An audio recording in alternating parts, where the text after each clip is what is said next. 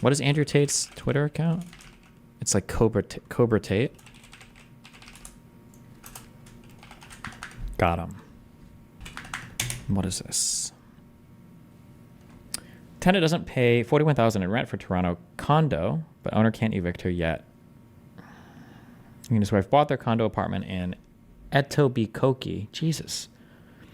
We worked for decades to save, but since 2020, the female tenant living in the unit has paid rent only intermittently. He produced a ledger showing this person owes $41,600 in back rent and $5.2K in unpaid utilities. Meanwhile, they're living there, blah, blah, blah. I don't really want to pass judgment on our case without seeing the details, but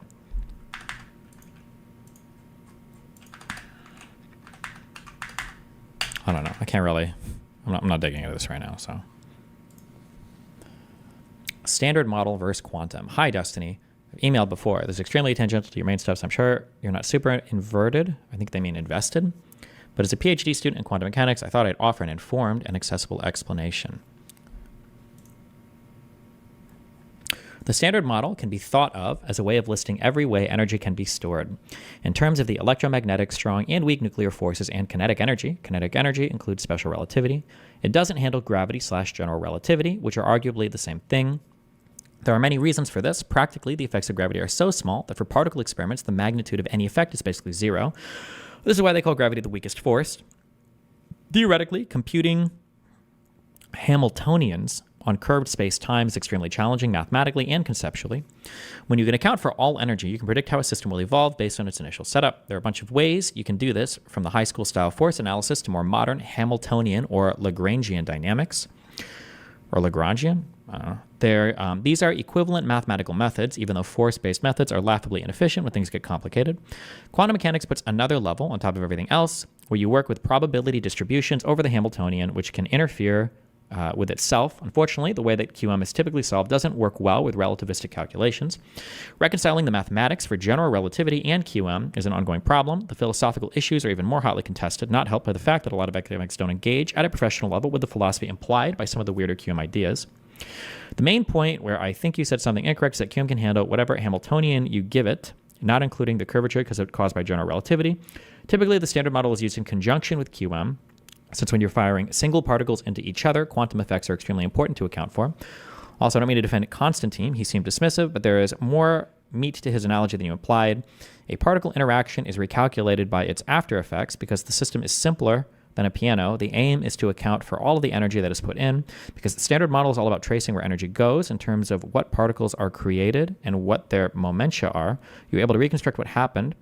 As he says, reconstruct the piano from its pieces. It's frustrating because he says it as if to say, scientists are all idiots for doing it like this, but it undermines the incredible understanding of particle mechanics we have built. I don't know why. I'm not too sure how that... I'm sure Constantine implied a thorough understanding of all this. But okay, thank you. Email. What is this?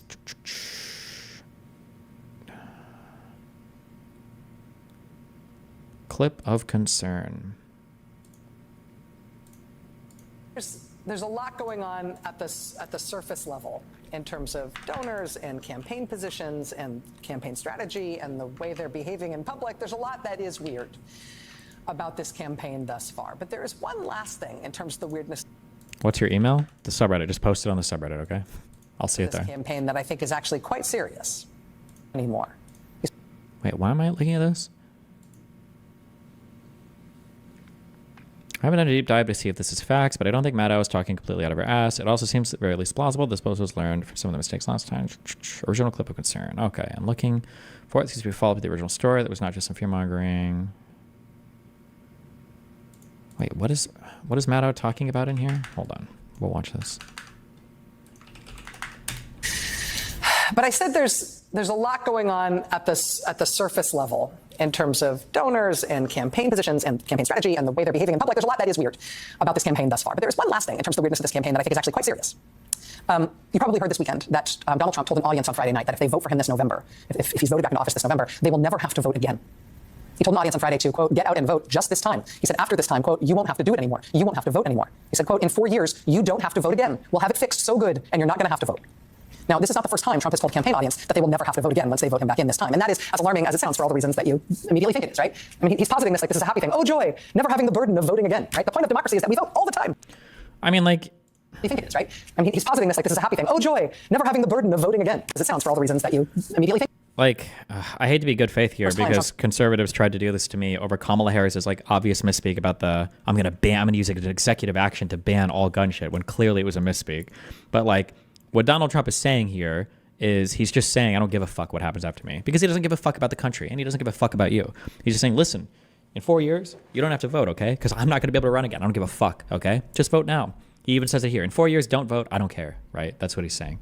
That is as alarming as it sounds for all the reasons that you immediately think it is, right? I mean, he's positing this like this is a happy thing. Oh, joy, never having the burden of voting again, right? The point of democracy is that we vote all the time, and we like it. That's how we decide what happens in our country. He's promising his followers that he'll end all of that, and it's exactly what you think it is. But let me also point out something more strange, which has been happening at the same time, and it hasn't had as much attention. The day before Trump made those remarks on Friday he said, you're never going to have to vote again after you vote for me this one time. The day before that, on Thursday last week, he didn't say that people wouldn't have to vote anymore once he was elected this November. No, the day before that, on Thursday, he told his supporters, not that they're not going to have to vote again, but that they don't have to vote this time. That they don't need to vote for him this November. My instruction, we don't need the votes. I have so many votes. My instruction, we don't need the votes. I have so many votes. Was that a 2-second clip? My instruction, we don't need the votes. I have so many votes. My instruction, we don't need the votes. I have so many votes. He said that on Thursday last week. And it turns out this is something, when you look, he says this all the time now. But my instruction, we don't need the votes. I have so many votes. We don't need votes. I tell my people, I don't need any votes. We got all the votes we need. I don't need votes. We don't need votes. We got more votes than anybody's ever had. You don't have to vote. Don't worry about voting. The voting, we got plenty of votes. She might be making a point. I'm not interested in watching stuff like this, though. If I research it later, I'll check in on it, but not that interested. Let's see.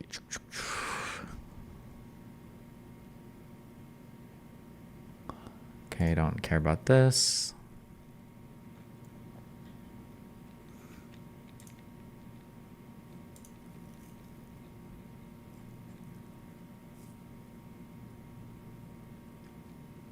Eastman tried to use the delay created by the riot to justify continuing. And Mr. Jacob, did you hear from Dr. Eastman further after the riot had been quelled? And if so, what did he ask?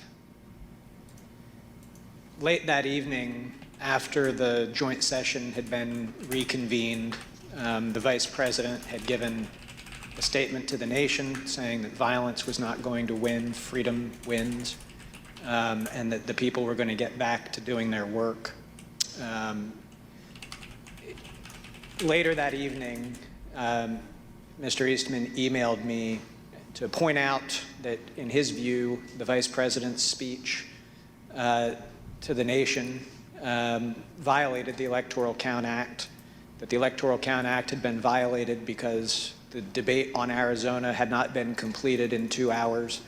Of course, it couldn't be since there was an intervening riot of several hours. And that the speeches that the majority and minority leaders had been allowed to make also violated the Electoral Count Act because they hadn't been counted against the... Jesus, okay.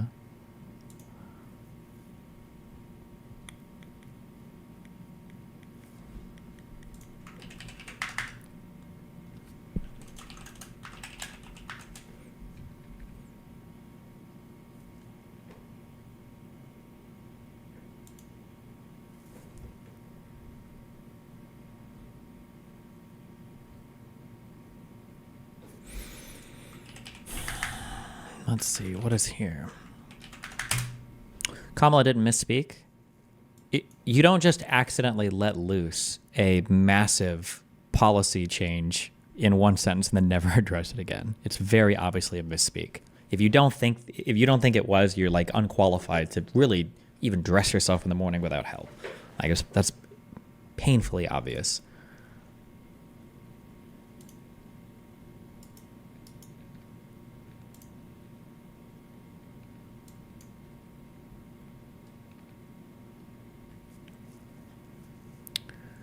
Sidney Powell suggests Jan 6th attack was designed to give Supreme Court time to stop Biden's win. What is this? Sidney Powell made the remarks on Friday's episode of the Stu Peters Show.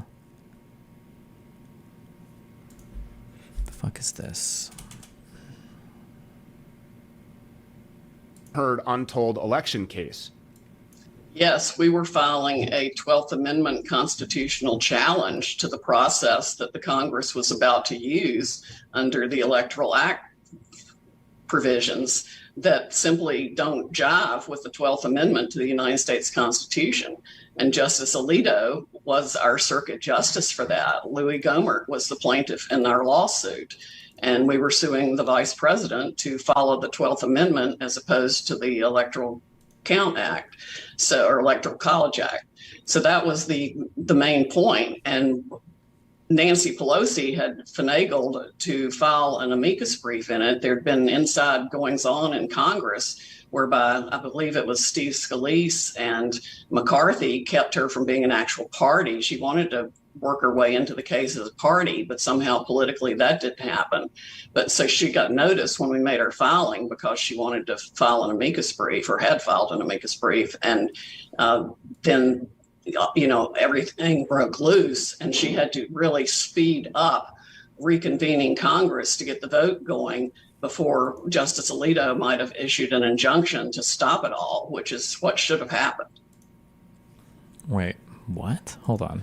Nancy Pelosi had finagled her untold election case. Yes, we were filing a 12th Amendment constitutional challenge to the process that the Congress was about to use under the Electoral Act provisions that simply don't jive with the 12th Amendment to the United States Constitution. And Justice Alito was our circuit justice for that. Louis Gohmert was the plaintiff in our lawsuit. And Willie Gohmert.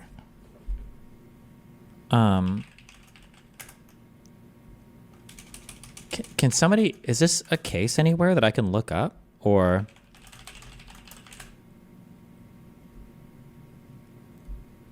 Gohmert.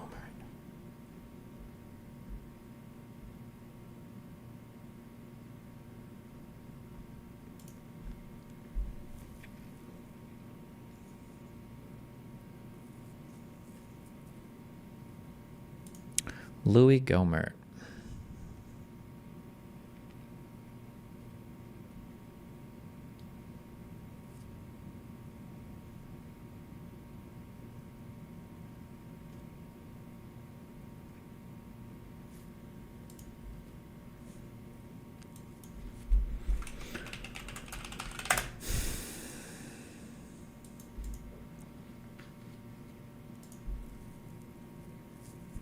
He sued then Vice President Mike Pence on December 27th. As Donald Trump's allies squeezed then Vice President Mike Pence single-handedly stopped Joe Biden's presidency in the weeks ahead of January 6th. They used one particular tool that's been largely ignored. He sued Pence on December 27th, just as Trump was ratcheting up his pressure campaign against his vice president, backed by a squad of lawyers, associated with Trump ally and conspiracy theorist Sidney Powell. Gohmert argued that Pence should assert unilateral control over certification. Gohmert's move forced Pence to publicly resist Trump's subversion. Where did this?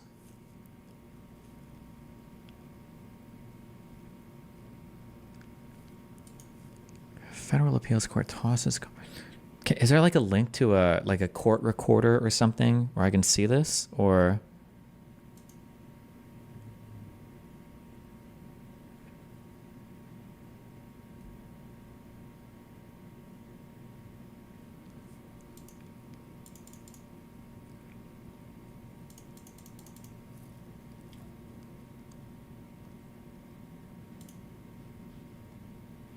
no?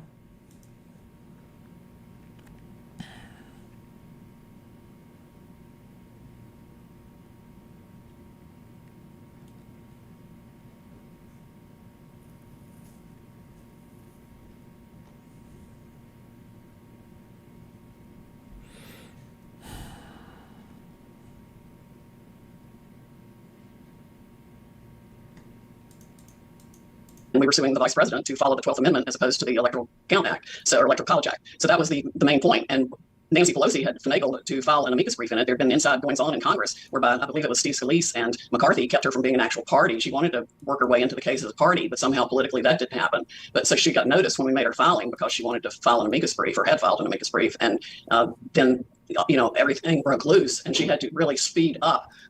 Does filing a brief make you a party to a case? Or maybe there are certain types of briefs you can file that would make you a party to a case? Reconvening Congress to get the vote going before Justice Alito might have issued an injunction to stop it all, which is what should have happened. So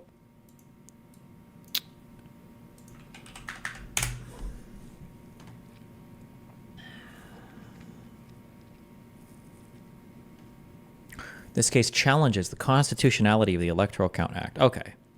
The Honorable Louis Gohmert et al. Plaintiffs versus the Honorable Michael, Pence? And this court is the U.S. District Court for the Eastern District of Texas. Okay. So this was the first federal court this case was brought to. And the case was brought on, can we see where? It wasn't brought on January 1st. It was decided on January 1st, right?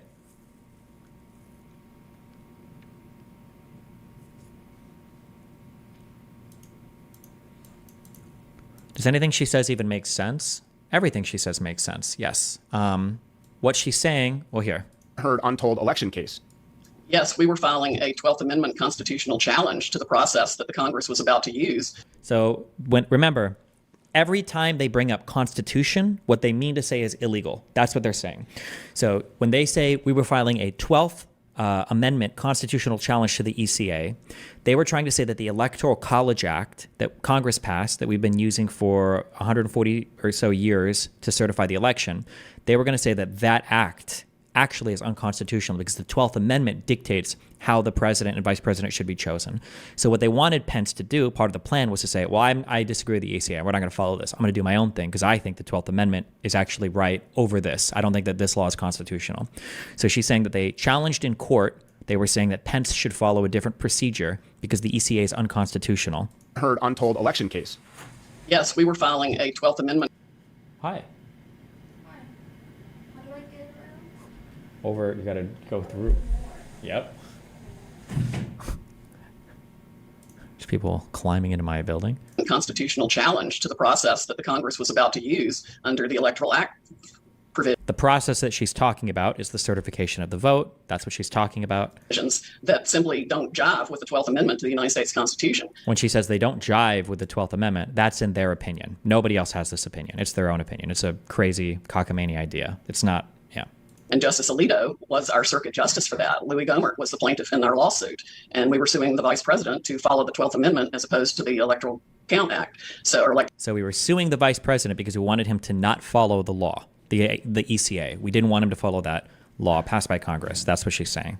College Act. So that was the main point. And Nancy Pelosi had finagled to file an amicus brief in it. There had been inside goings on in Congress whereby I believe it was Steve Scalise and McCarthy kept her from being an actual party. She's saying that Pelosi tried to file an, is it really amicus brief? I thought it was amicus brief or amicus curiae. I don't know how to pronounce this. Hold on. Basically, this is like a, let me hear how this is pronounced. Say it.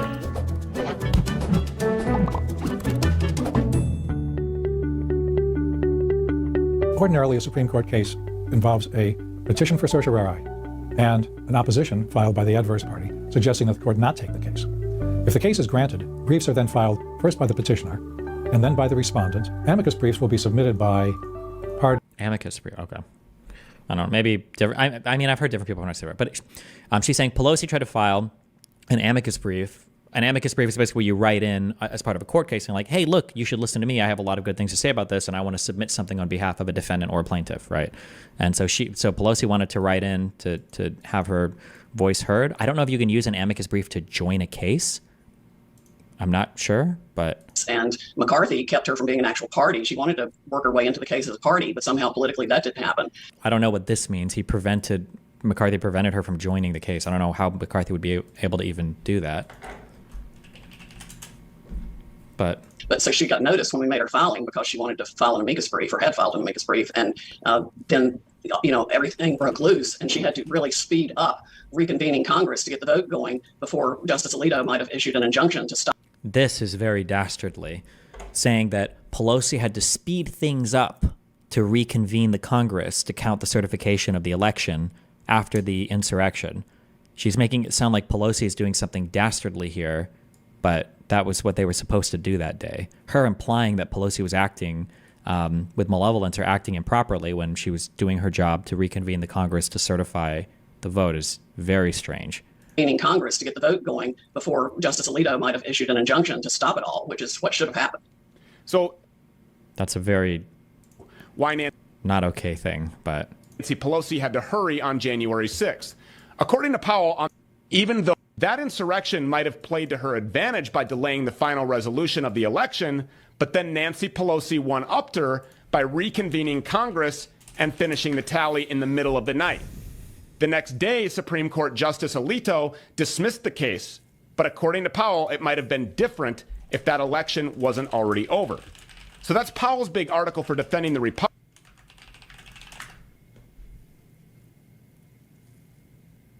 Heard untold election case.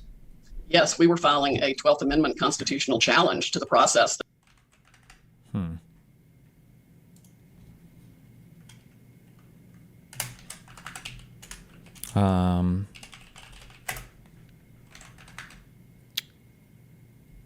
Let's see. On December 20th, they tried this? December 27th.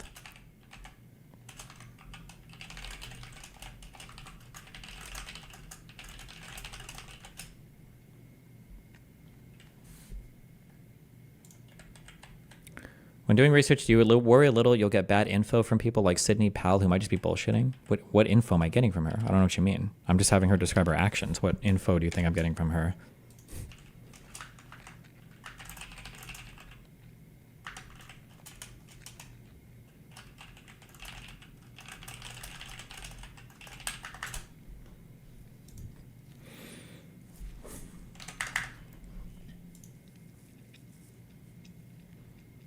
Okay, this court case.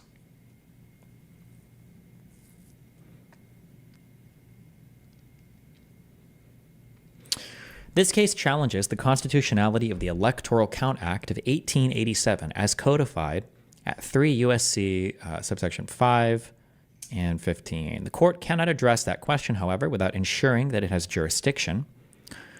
Okay, would a district court have jurisdiction to hear a case like this, or would it automatically have to go to the Supreme Court? Also, who's suing? Is it a congressman? Would a congressman be able to sue Congress for? I don't know if they would have standing either. Who the fuck knows? I don't know how, but I mean, I guess if it made it this far, I guess the court must have decided they did. I guess I don't know. Okay.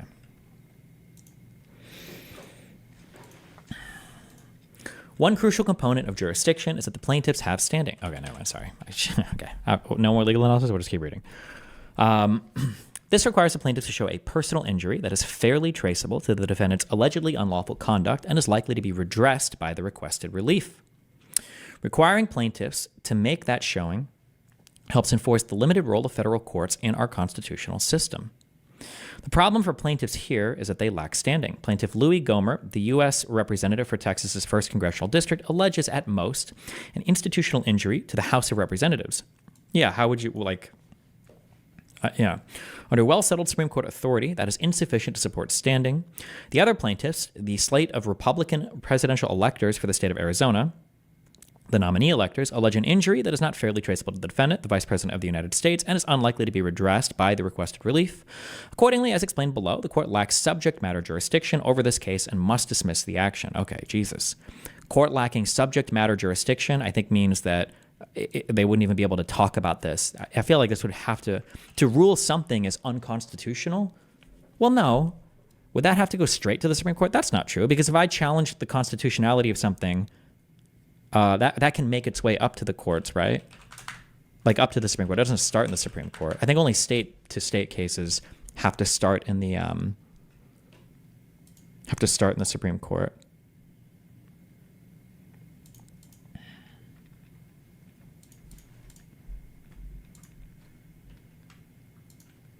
Subject matter jurisdiction is a legal doctrine holding the organ only hear and decide cases of a particular type. Subject matter jurisdiction, the court may be described as either limited jurisdiction. Okay, I don't think I have. All right, we're not going to find. Yeah, okay. If it's a purely constitutional issue, you'd start in a federal district court. Yeah, which is where they did start, though. To be fair, this is starting in the U.S. District Court for the Eastern Division of Texas. So this is starting at a district court.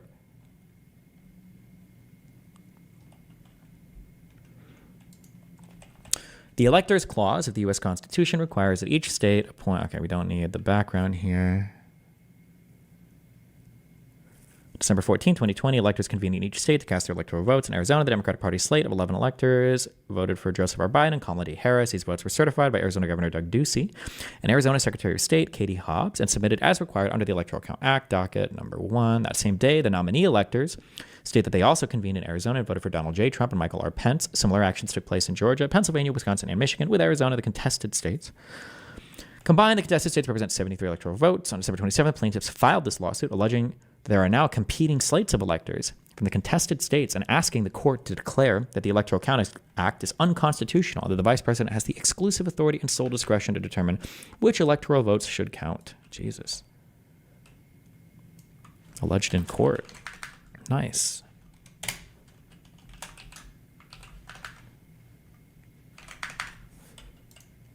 They also ask for a declaration that the 12th Amendment contains the exclusive dispute resolution mechanisms for determining an objection raised by a member of Congress to any slate of electors and an injunction barring the vice president from following the Electoral Count Act. On December 28th, plaintiffs filed an emergency motion for expedited declaratory judgment and emergency injunctive relief, an emergency motion. Plaintiffs request an expedited summary proceeding under Federal Rule of Civil Procedure 57.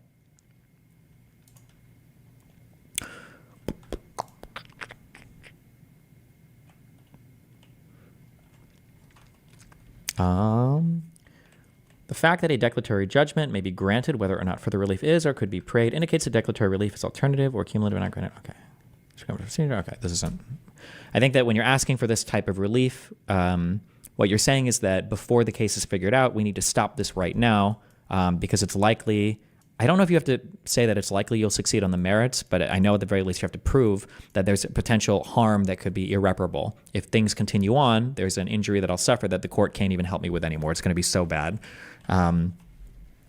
This is why you file for like injunctive relief, I believe. You're trying to avoid an irreparable harm, basically. Mentioned above, before the court can address the merits of plaintiff's emergency motion, it must ensure that it has subject matter jurisdiction. The courts of the United States are all limited in their nature and constitution, but not the powers inherent in courts existing by description. Dispute is not a proper Article 3 of the U.S. Constitution limits federal courts to deciding only cases or controversies, which ensures that the judiciary respects the proper and properly limited role of the courts in a democratic society. An essential and unchanging part of the case or controversy requirement of Article 3 is that the plaintiff has standing. The standing requirement is not subject to waiver and requires strict compliance. A standing inquiry is especially rigorous where the merits of the dispute would require the court to determine whether an action taken by one of the other two branches of the federal government is unconstitutional. This is because the law of Article 3, standing, is built on a single basic idea, the idea of separation of powers. Article 3 standing enforces the Constitution's case or controversy requirement.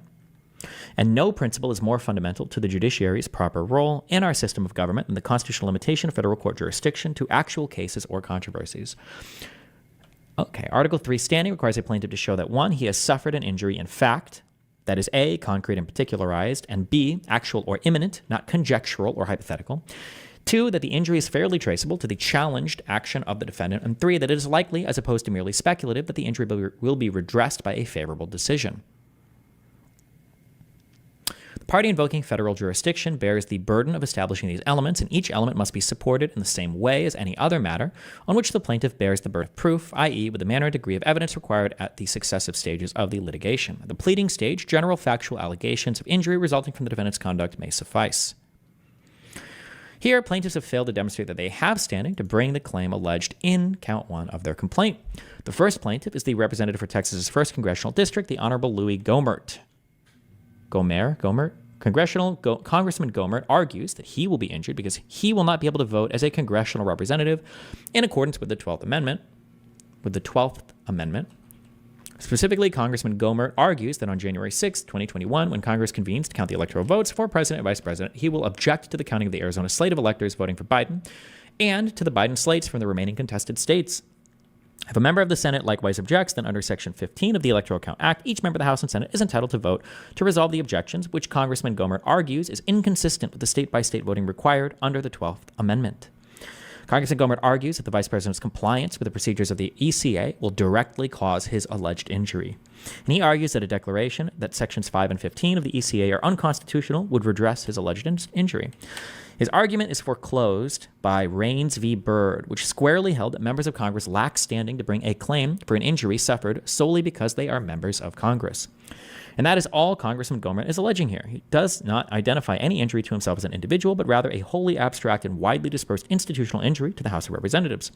Congressman Gohmert does not allege that he was singled out for specifically or especially unfavorable treatment as opposed to other members of the respective body, does not claim that he's been deprived of something to which he personally is entitled, and does not allege a loss of any private right which would make the injury more concrete.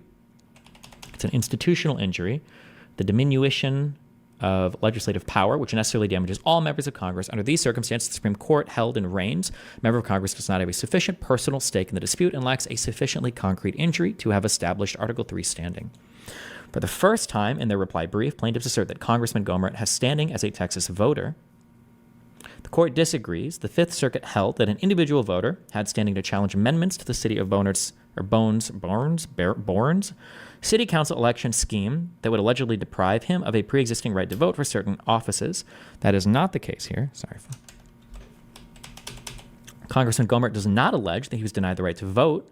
Rather, he asserts that under the Electoral Count Act, he will not be able to vote as a congressional representative in accordance with the 12th Amendment. It's pronounced Bernie. Gotcha.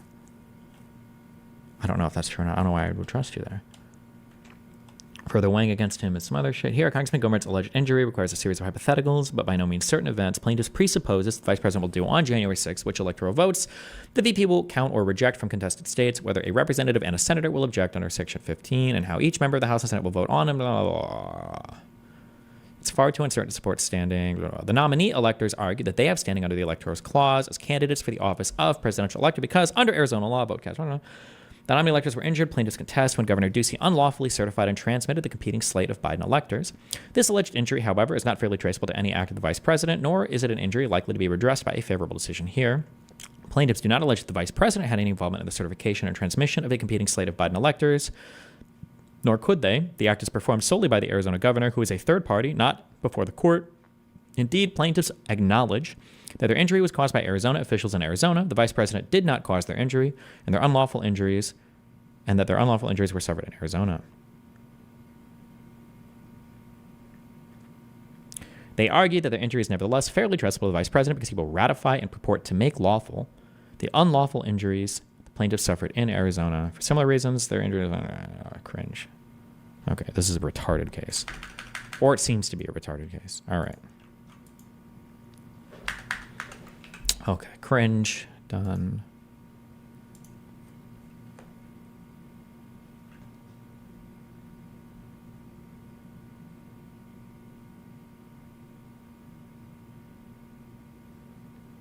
Insane that, and to file this case on like December 27th. Jesus.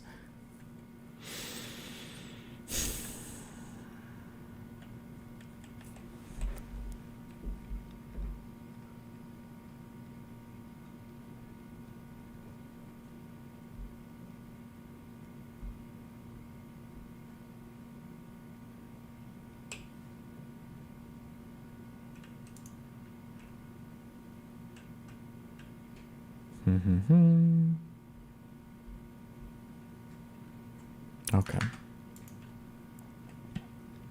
So this proves they did more than hope Pence did the right thing. They were trying to sue him to force him to reject the electorate. They were doing a ton of things to Pence. There was so much pressure on Pence. Yeah. It was way more than just hoping to do the right thing. There was a lot of private and public pressure. Yeah.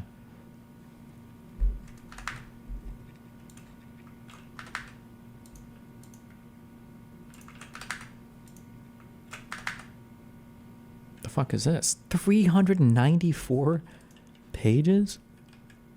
What is this even published by? The Senate Judiciary Report. Holy fuck. Wait, when was this published? Am I missing it somewhere? Hold on, maybe it's down here.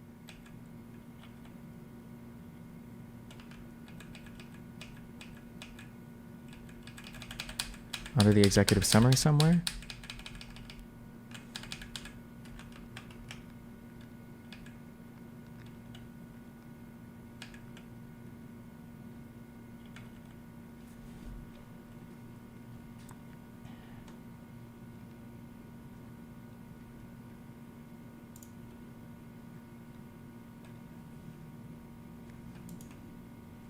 Am I fucking retarded? Why would you not date the top? Why would you not put a date right the fuck here? Oh, this dives. Oh, this is part of the...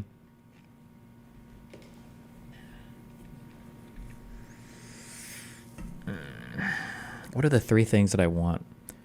It would be the Pence, the Trump, the Clark. It's Pence's story. It would be...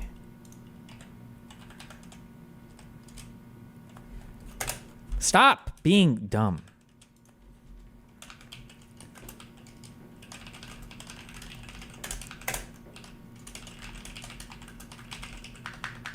It's these three things. Okay. It was in October of 2021. Is that after the J6? That's before the J6 report, right? Wasn't the J6 committee like... I don't know. Fuck. Dumb. J6 Select Committee. When was this published? December 22nd, 2022. Yeah. Oh, fuck. Okay. So there's probably nothing like new or crazy in here, I'm guessing, huh? This is 394 pages, though, of just this.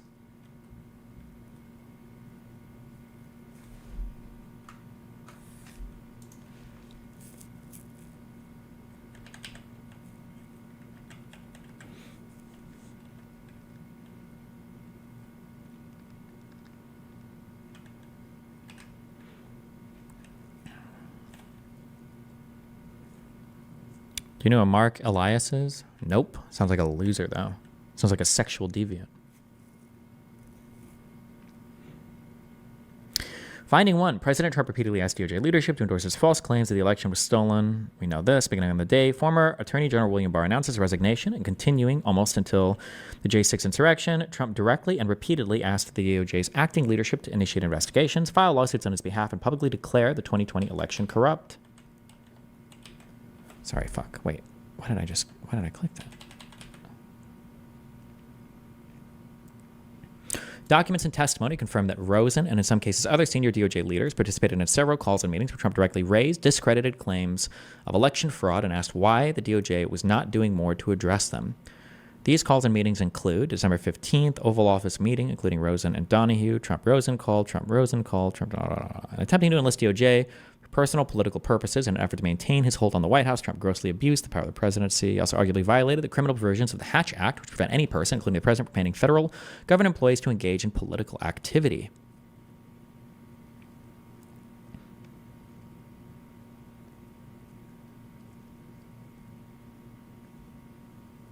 Meadows asked Rosen to have DOJ investigate at least 4 categories of false election fraud claims that Trump and his allies were pushing between December 20th and these are violating longstanding restrictions on White House DOJ communications about specific law enforcement matters.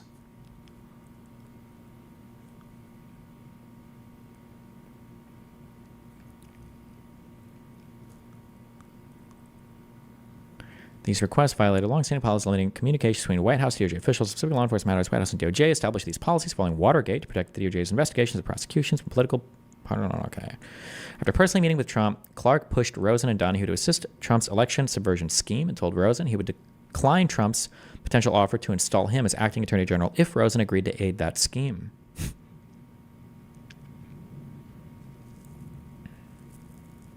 On December 28th, Clark emailed Rosen and Donahue a draft letter addressed to the Georgia governor. We saw this. 4. Trump allies with links to the Stop the Steal campaign movement, or Stop the Steal movement, and the January 6th insurrection participated in the pressure campaign against the DOJ. Finding 5. Trump forced the resignation of U.S. Attorney Byung Jin, BJ Pak, who... Oh, I didn't know this guy had to resign. I didn't know that happened. What the fuck? Trump then went outside the line of succession when naming an acting U.S. attorney, bypassing First Assistant U.S. Attorney Kurt Erskine, and instead appointing Bobby Christine because he believed Christine would do something about his election fraud claims. I didn't know that. Damn. Okay.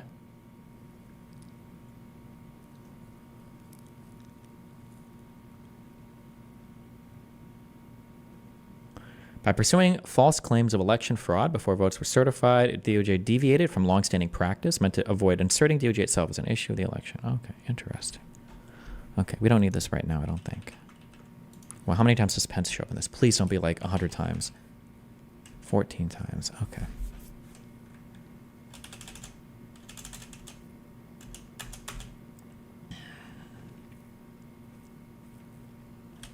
Okay, separate thing against Pence.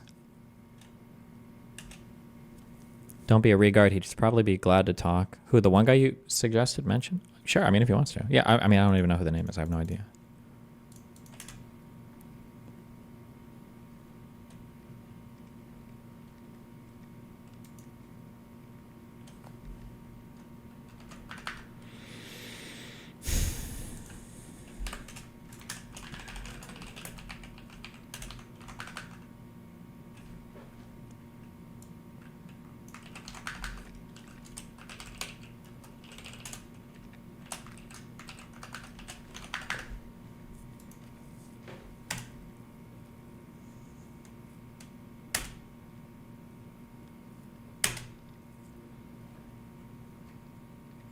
The fuck is this?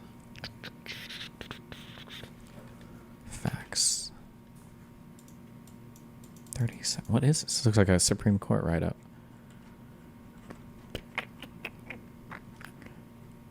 Bill of complaint.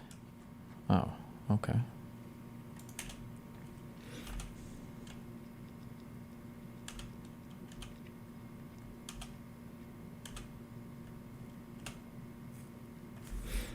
Okay.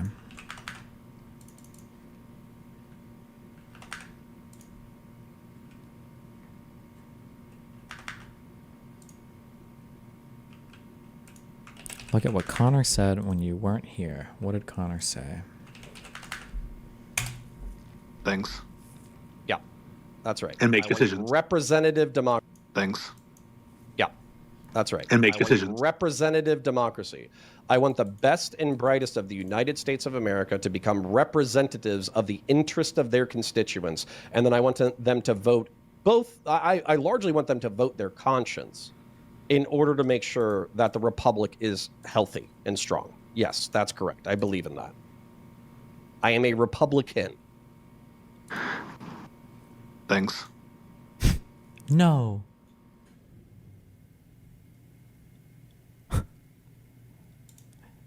No, he did the meme. Oh no.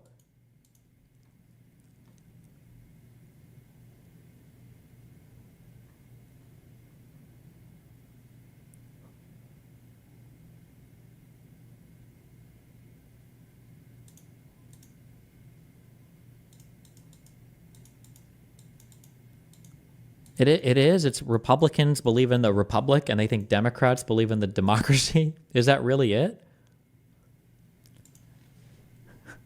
That's the thing. I think when all the conservatives say, we're not a democracy, we're a republic, it's because they hear republic is Republican and democracy is Democrat. And then it can't be this. It can't be this simple. There's no way. Hold on, let me use the restroom 1 second.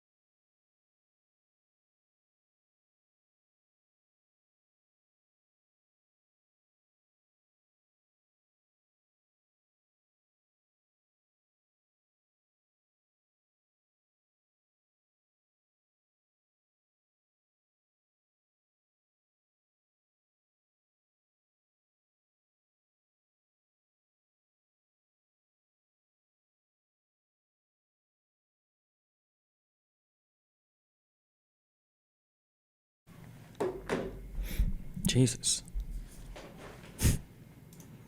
I don't believe this, guys. It can't be this simple. It can't be this way. I don't believe it.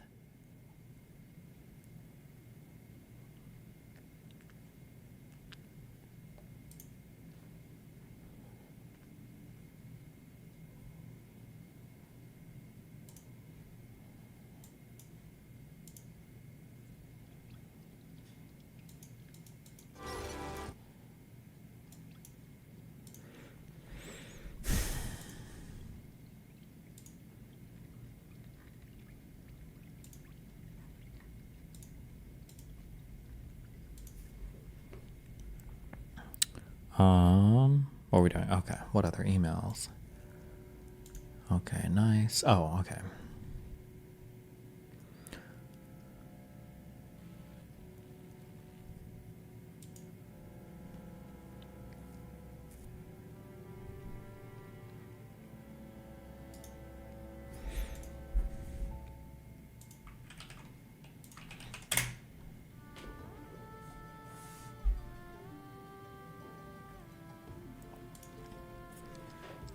One of the most important things to understand about Donald Trump is that he thinks 0 moves ahead. Trump acknowledges that January 6th was his fault. March 14th article.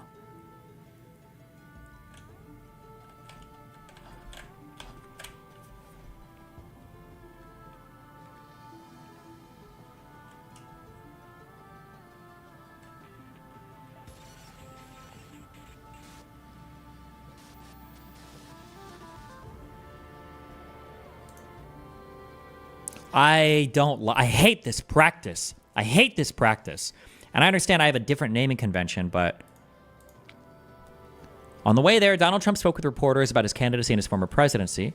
As part of that conversation, he offered an obviously ridiculous claim. The violence that unfolded at the Capitol on January 6, 2021 was really Vice President Mike Pence's fault.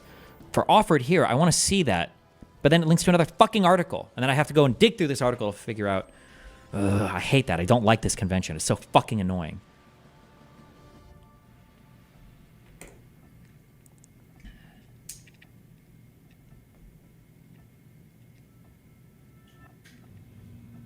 And does it even have a link to the fucking video?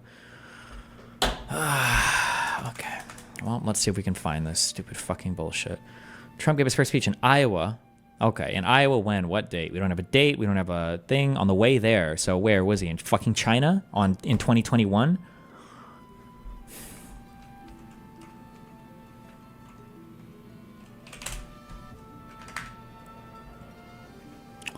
Trump blames Pence for Jan 6th.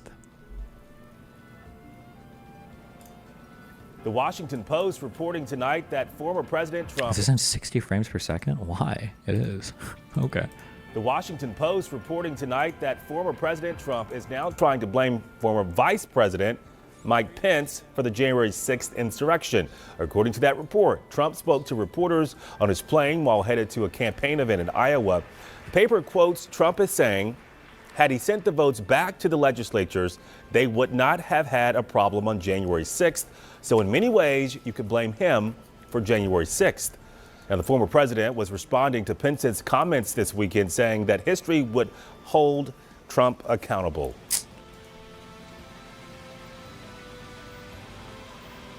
So this was in a written interview?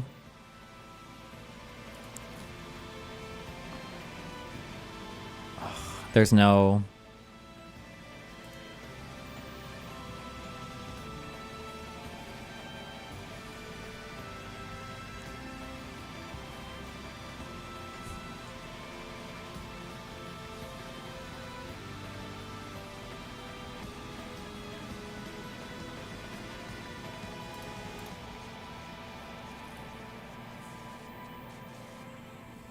One person who was at the Capitol that day, as you know, was your vice president, Mike Pence, who says that you endangered his life on that day. I don't think he was in any danger. Mr. President, do you feel that you owe him an apology? No, because he did something wrong. He should have put the votes back to the state legislatures, and I think we would have had a different outcome. Ooh. I really do. But he doesn't have the authority to do that, as you know. What? The vice president does not have the authority to reject those, are you ready? Let's those have this election one out results. just now, because it's interesting. Let's keep it interesting, right? I like Mike Pence very much. He's a very fine man. He's a very nice man. He made a mistake. His lawyer said, you cannot move. I called him the human conveyor belt. I said, even if the votes, I talked to his lawyer, even if the votes are absolutely fraudulent, he can't say, yes, sir, he can't send back. And the Democrats played it, and the rhinos played it. And then the election was over. They told him he couldn't do it. And Mike said to me, I can't do it. The lawyers told me I can't do it. They can't do it. But the lawyers were wrong, because right after the election, they all met, the rhinos and the Democrats, and they worked out a plan to make sure that future vice presidents don't do what I said you could do. That's not what happened. You're referring to the Electoral Count Act. That's I've read that. There is no authority. No, legal excuse experts, me. including Republican legal experts, say that he does not have that authority, Mr. President. But I want to why move did on. they change the law then, saying that you can't do it? They didn't change the law. They strengthened the law because they were worried about Oh, they presidents strengthened it, exploiting. meaning you could do it. Thank you. That's not what it means. Thank you. It's actually unbelievable. Holy shit. This is one of the most common bullshit talking points that Republicans bring up. They did change, they amended the ECA afterwards to make sure that it was like a little bit more foolproof. But prior to the amending of that law, even without the amendment, nobody thought that you could do what he was suggesting. This is why all of Pence's legal counsel said you can't do this. This is why all the White House legal counsel said you can't do this. This is why the only people that thought you could do this were Trump's legal counsel. I'm so sorry. Not the president's legal counsel, but Trump's personal, like, I shouldn't even call him legal counsel, really is like collaborators, his crony friends. And it's why when Jacobs pressed Eastman and he asked, do you think we would actually survive in the Supreme Court on this? Jacobs said that Eastman originally said we'd lose 7-2. And he was like, no, we'd probably lose 9-0.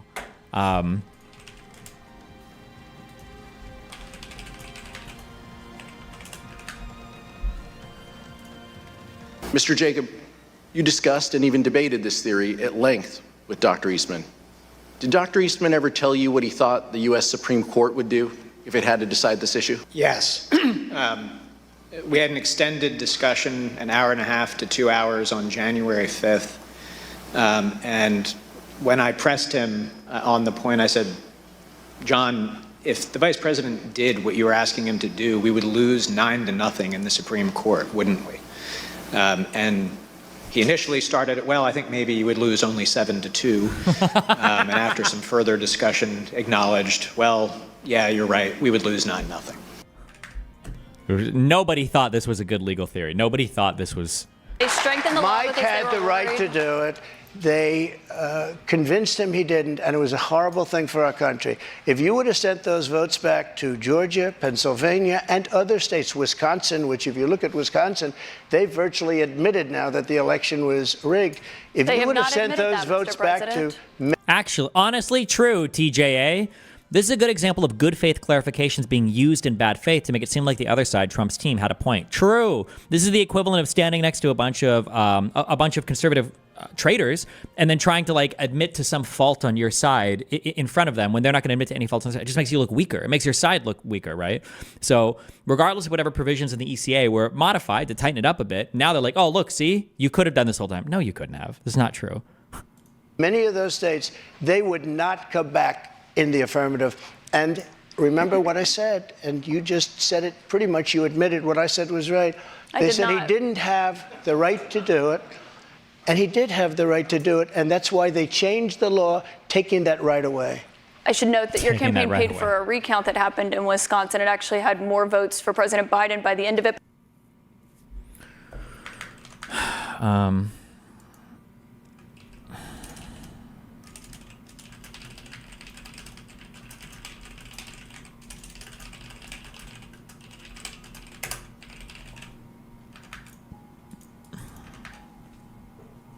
Do you think Trump would be president today if Pence had tried to send the votes back? Truly, nobody knows. No one has any idea. You'd be like in totally uncharted territory.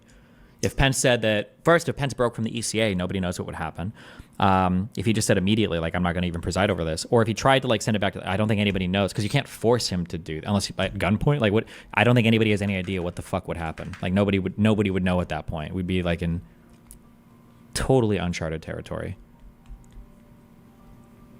Donald Trump criticized his former Vice President Mike Pence yesterday for his comments on Saturday, saying history would hold Trump accountable for his actions on January the 6th. The Washington Post reports that Trump, while on a plane heading to Iowa, told reporters, quote, had he sent the votes back to the legislatures, they wouldn't have had a problem with January the 6th. So in many ways, you can blame him for January the 6th. Had he sent them back to Pennsylvania, Georgia, Arizona, the states, I believe, number one, you would have had a different outcome. According to the Post, Trump then criticized the bipartisan legislation passed in December that clarified the role of the vice president in certifying the electoral votes for president. Trump also suggested Pence's criticism of him is because of low poll numbers for a likely 2024 campaign, saying, I guess he figured that being nice is not working, but, you know, he's out there campaigning and he's trying very hard and he's a nice man. I've known him. I had a very good relationship until the end. Yeah. Well, let's bring in NBC News.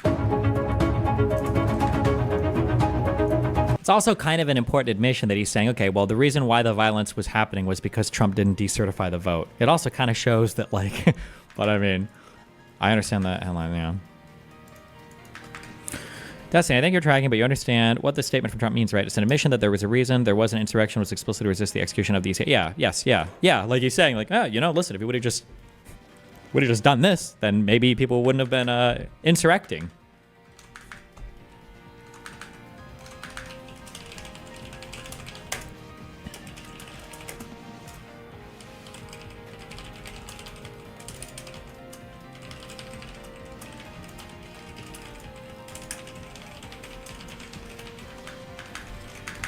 Misspeak. Did I say something instead of Pence? Okay, what else do we have here?